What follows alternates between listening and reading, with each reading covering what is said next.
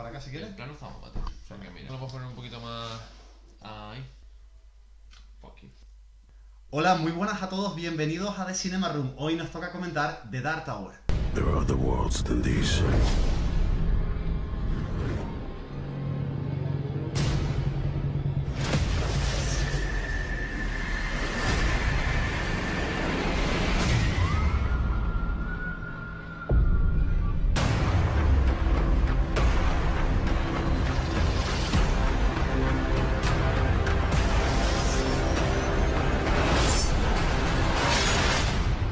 Fabi, yo no sé qué te ha parecido a ti la película, pero es que yo no sé por dónde empezar. Bueno, vamos a ser elegantes en los términos y vamos a decir que la peli es lo que las críticas de las últimas semanas y lo que ese tráiler poco prometedor básicamente ya presuponían, y es que la peli es un bluff bastante importante. Hombre, yo voy a decir una cosa en favor de la película, y es que el tráiler es mucho mejor que la hora y media que hemos visto hoy en el cine. Sí, la cosa es que... Oye, hay que ser positivo, ¿eh? Sí. Bueno, vamos a poner la peli un poco en contexto. Esta peli lleva casi 10 años de gestación, desde 2007, en el que JJ Abrams tomó las riendas del proyecto. Bueno, en 2007 lo abandonó. Yo no sé Exacto. si realmente había tomado la rienda del proyecto antes. Por lo menos estaba en conversaciones. Después parecía que podía salir una serie, una miniserie de mano de la HBO. Ron Howard estuvo metido también en el proyecto y es de hecho uno de los productores de la peli. Ron Howard. Ron Howard, sí. Y al final la ha acabado dirigiendo un autor danés. ¿Cómo se llama, tío? No importa. Joder, ¿cómo se llama, tío? Es que no importa, es que realmente, si a mí me hubieran dicho que esa película no la dirigió nadie, sino que esa película, pues Idris Elba hubiera llegado un día al plató y se hubiera puesto a grabar cosas aleatorias, igual que Matthew McConaughey, igual que el niño repelente, igual que los personajes que no tienen ningún tipo de profundidad, hubieran llegado allí un día al plató y se hubieran puesto a grabar, y que lo hubiera aparecido a alguien con un poquito de maña con el Adobe y que lo hubiera montado. Creo que por entrar allá a ver, digamos, a indagar un poco en la peli, sí que es verdad que es la típica película, o es el paradigma de proyecto que ha ido rodando de mano a mano, sobado por un montón de gente, y al final lo que te queda es evidentemente una peli que es como retales de otras muchas películas. O sea, es el producto de una peli que no ha tenido una mente creativa detrás que le intente dar un poco de unidad al guión, a la puesta en escena, a la música. Es decir, es el prototipo de peli fallida de Hollywood porque no ha habido una serie de personas que más o menos le han intentado pues darle una uniformidad a la peli. Porque, vamos, había desde Uruguay hasta un trasfondo de western, un poco, incluso no sé si recuerdas aquella peli de Kevin Costner que también es otro blues que se llama... ¿Mensajero del futuro? Exacto. Sí, también tenía mucho de esa película. Es como sí. una especie de picoteo de todas esas pelis.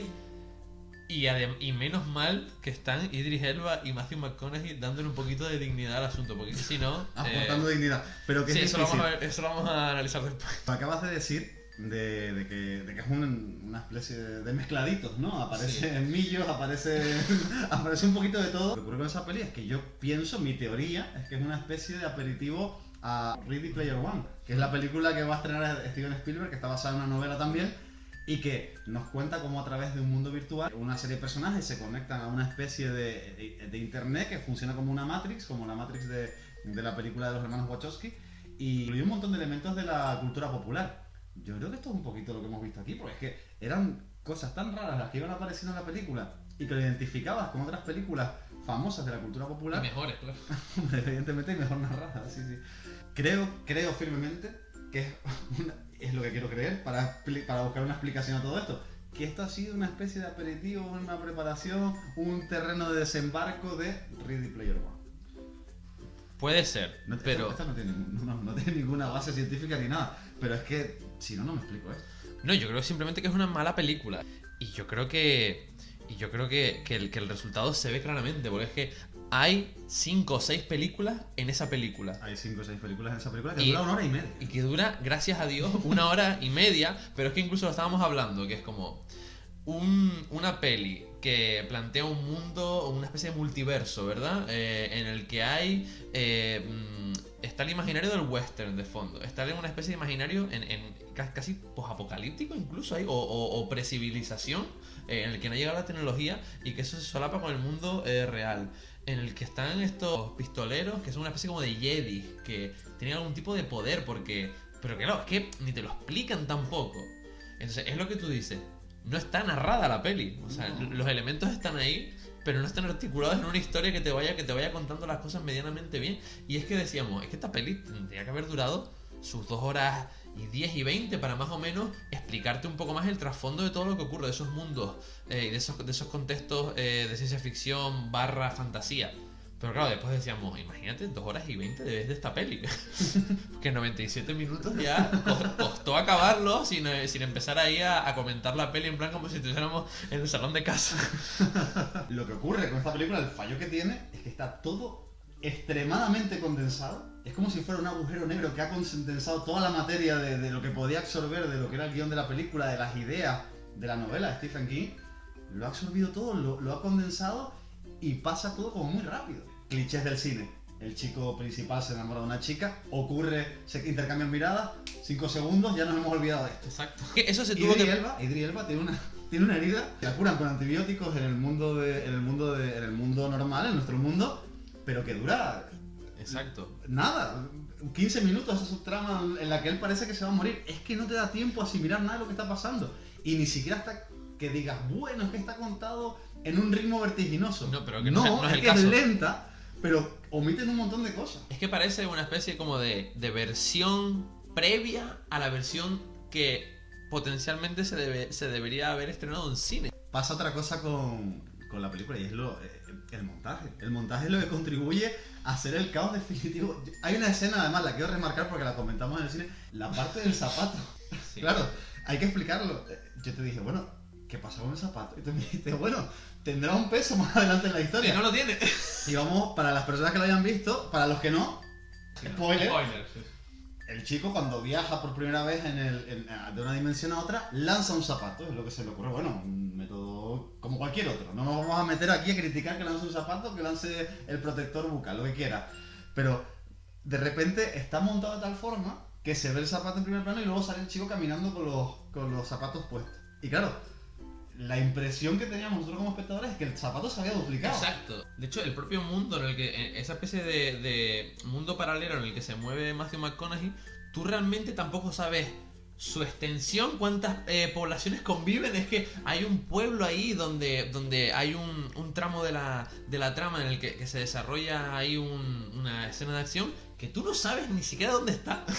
La falta de narración, o sea, la falta de el ánimo de darle un poquito de contigüidad a todo, es que es acojonante, o sea... ¿Y tú sabes, Fabi, si la peli está rodada en Canarias? Pues podría ser. Porque es un continente en miniatura. De repente Exacto. están en el desierto. Del desierto pasamos a la selva. Ríete de los microclimas de aquí, ¿eh? Sí. De la selva pasamos a un río. Y del río pasamos de nuevo al desierto. Es una película totalmente anárquica. Menciona aparte tiene la música. Porque no existe. Es que la música no aporta absolutamente nada. Es decir, no intensifica una pelea, no le imprime una cierta tensión a determinadas escenas, es de cachondeo.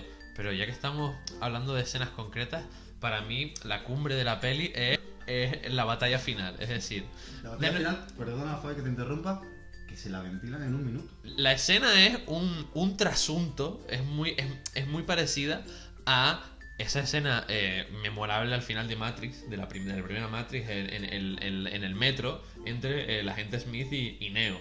Pero versión Canny.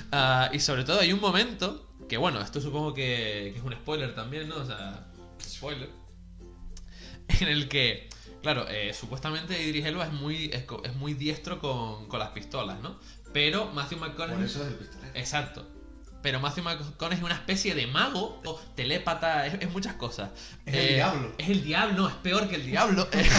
Es peor que el diablo. Y hay un momento en el que para las balas a lo Neo, pero en vez de, digamos, de tirarle alguna otra cosa a Idris Elba, coge las balas y se las empieza a tirar como un yayo tirándole digamos, el pan a las palomas. Yo creo que es uno de los grandes momentos del cine de acción de los últimos 20 años. Además que esa escena, error a Rafal, pero que también es por culpa del montaje, porque Idris que no me acuerdo el nombre del personaje, el pistolero, solo dispara 2 balas, no dispara más, pero le impacta una tercera. La tercera es la que mata a Matthew McConaughey. Esa bala habló más que la bala que mató a Kennedy, ¿no? Que sabes que tiene una trayectoria físicamente imposible. Para una de las balas, pero que bueno, que también es absurdo porque antes de parar las balas con las manos, había cogido como piedritas de por los lados y había hecho así como una especie de... Sí, un botafumeiro, sí. Sí, se había hecho su botelea allí en medio del aire y las balas empezaban a impactar en las piedras que luego le lanzó a Idris sin ningún tipo de repercusión. Pero es que luego las para con la mano. Pero luego, sin saber por qué, hace que rebote en una columna de hierro y que rebote en la bala que él tiene y mate a... Pero no sé dónde sale la tercera bala. Yo te propongo, Fabi, ya para terminar, te propongo un juego con la película. Te propongo un juego además, vamos a hacer un chinchín porque es un juego etílico. Ah, bien. Cada vez que nombren El Resplandor en las películas, se bebe un chupito. Acabaríamos con un pedo considerable. Yo creo que acabaría muerto. Sí, yo no, pero esto lo tienes que explicar tú. Vale, ocurre en la película que como toda buena película que se basa en un libro de Stephen King, intenta hacer homenajes al resto del mundo cinematográfico de Stephen King que se ha hecho pues en el resto de películas. Hay homenajes a Pennywise, a It, al payaso It, que ahora por cierto tiene una adaptación, que también la comentaremos aquí en The Cinema Room. Hace también homenajes a... La cadena perpetua muy sutil. Muy sutil, pero oye, esos son homenajes que gustan. Que está bien, sí, que es gracioso. Pero de repente, cuando empieza el homenaje al Resplandor, es como cuando uno vive en pareja y se tira el primer pedo. Que luego parece que se ha abierto la veda de casa para que todo el mundo haga lo que quiera. Esto es igual. Empieza nombra por primera vez el Resplandor. Uy, qué gracioso, han nombrado el Resplandor, qué cosa más simpática. Y luego es todo el rato, el chico tiene el resplandor. Oye, tienes el resplandor muy luminoso. Oye, y sigue así, el resplandor. Que parece que de repente va a surgir ahí de algún seto Willy, el Willy de los Simpsons, el escocés, a decir el resplandor, para que no le crujan ahí los abogados de Stephen King. Niño, me has leído el pensamiento. ¿Posees el resplandor? Querrá decir resplandor. Es que nos acusan de plagio. Esto es lo que pasa a veces, puedes tener las mejores intenciones del mundo y las mejores referencias y el mejor caldo de cultivo y te puede salir una cosa infumable, o sea que bueno. Pero yo siempre le digo a la gente, para perfilar tu gusto también tienes que ver malas pelis de vez en cuando, para a veces señalar lo que no te gusta o poner a veces tener la capacidad de ejemplificar lo que está mal narrado, lo que está mal contado, lo que está mal estructurado. O sea que yo siempre digo que ver malas pelis también es cine, también es parte de la construcción que haces de tu criterio. Pero ¿sabes cuál es el problema de todo esto? Que aquí tenemos un Chernobyl nuevo. Porque después del bombazo nuclear, del accidente nuclear que ha ocurrido con esta película, hasta dentro de 40 años no se vuelve a tocar la Torre Júpiter. Sí, correcto. Bueno, esto ha sido todo por hoy en The Cinema Room. Muchísimas gracias por seguirnos. Recuerden que si les ha gustado el contenido se pueden suscribir al canal, le pueden dar a like, el pulgar arriba, y que además volvemos la siguiente semana comentando Colosa de Nacho Vigalondo. Adiós.